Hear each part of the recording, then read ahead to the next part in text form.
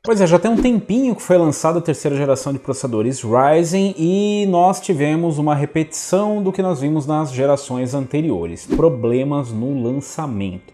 Para variar um pouco, a AMD soltou os produtos com as BIOS pedindo um pouco mais de acabamento para entregar uma performance redondinha. Mas será que agora, depois de meses do lançamento, nós finalmente temos um produto acabado? Será que agora já dá para extrair toda a performance de um Ryzen 3000?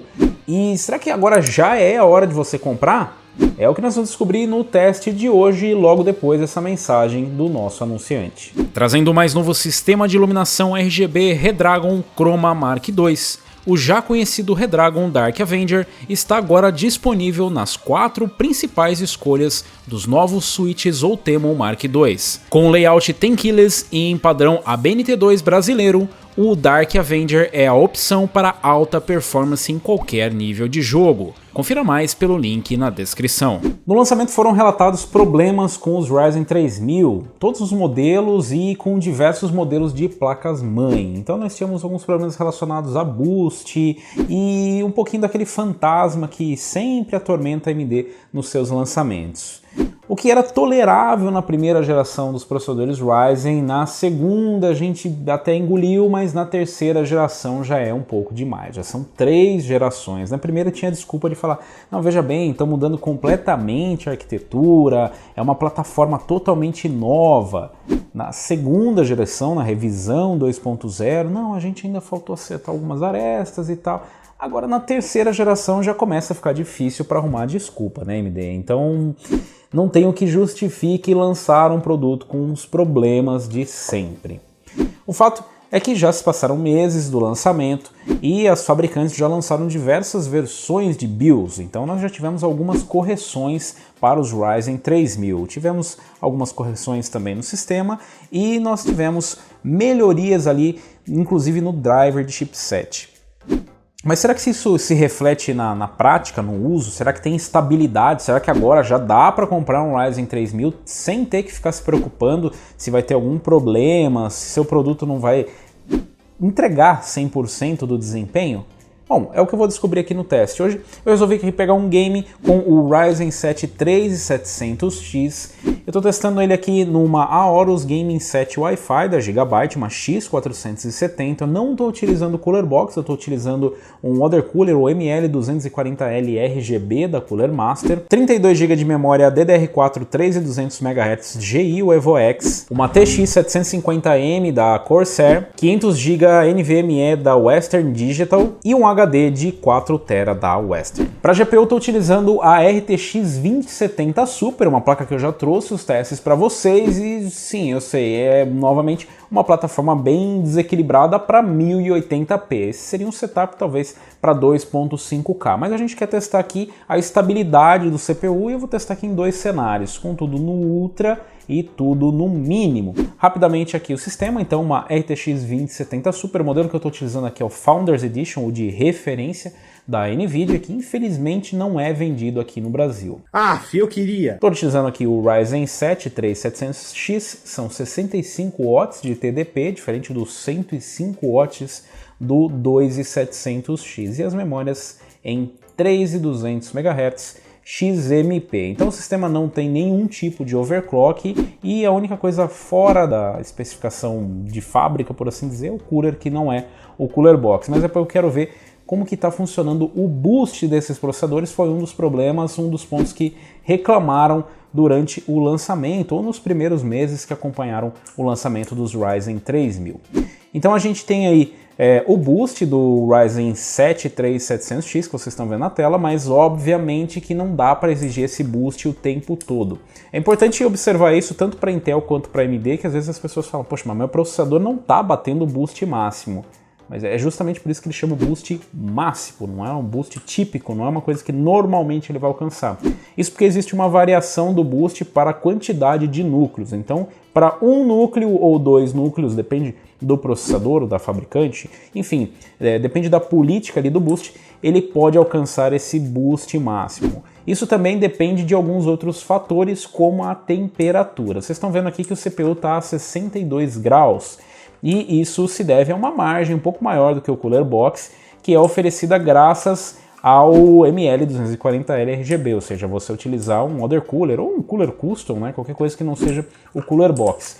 Com isso, o Precision Boost consegue, né, encontrar uma margem, e com isso o que ele faz? Ele vai explorando esse espaço, né, ele vai utilizando esse espaço para justamente aumentar o clock. Quando ele chega no limite, ou seja, chegar uma hora que ele fala, olha, bateu na temperatura ou bateu na voltagem, chegou em algum limite, né, normalmente a temperatura, ele vai fazer o quê? Reduzir o clock.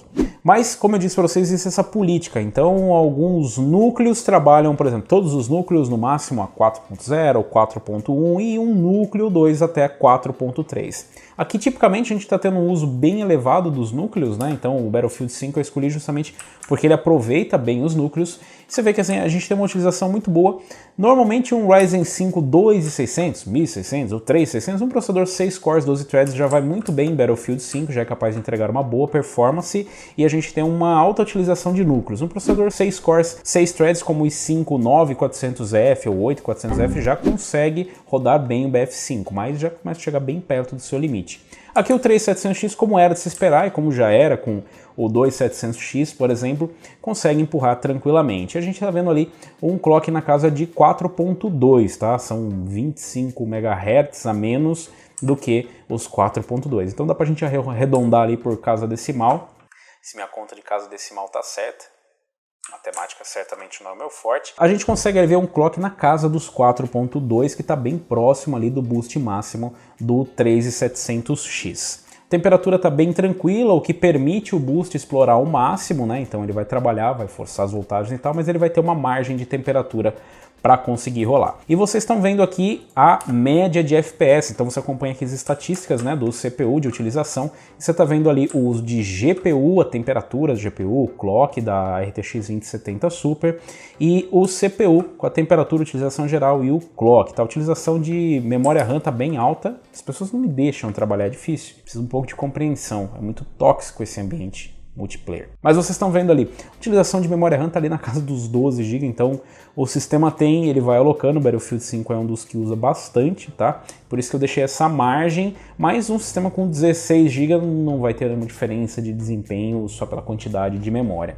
Ainda em relação à memória, os Ryzen sim, tem alguma dependência de memória, como era na primeira e segunda geração, mas na terceira geração ela é bem menor. Então essa memória 3200 MHz ajuda, mas não é o fator decisivo. E sim os ganhos que nós tivemos de arquitetura, de single, de clock, de IPC, enfim. Tudo isso influencia bem mais do que a memória, tá? Claro, como eu disse, tem sim influência da memória.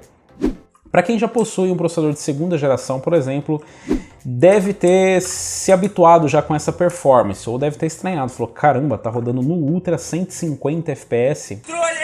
Não, tá rodando no mínimo, tá? Então, eu testei aqui alguns mapas para trazer para vocês, então vocês estão vendo aí o desempenho no Ultra, né? Que na verdade, dependendo do mapa, como é no Battlefield 5 e em tantos outros jogos, dependendo do mapa, se você utilizar a configuração Ultra, como a GPU que seja capaz de empurrar, você consegue entregar uma performance na casa dos 130 a 140 FPS, oscilando muito de acordo com o mapa, de acordo com o local, enfim, a quantidade, né, de coisas acontecendo no mapa. Mas você consegue uma performance muito boa na casa dos 130 a 140 FPS, o que é uma boa notícia para quem tem os monitores de 144 Hz e adoram trabalhar dentro do range ou próximo do limite do range do monitor. Considero que é uma folga bem aceitável, tá? Você não vai estar subutilizando o processador e fica muito próximo da margem, né, do alcance de hertz do monitor e traz sem dúvida uma fluidez. Isso que é importante, a gente tem encontrado uma fluidez muito boa no jogo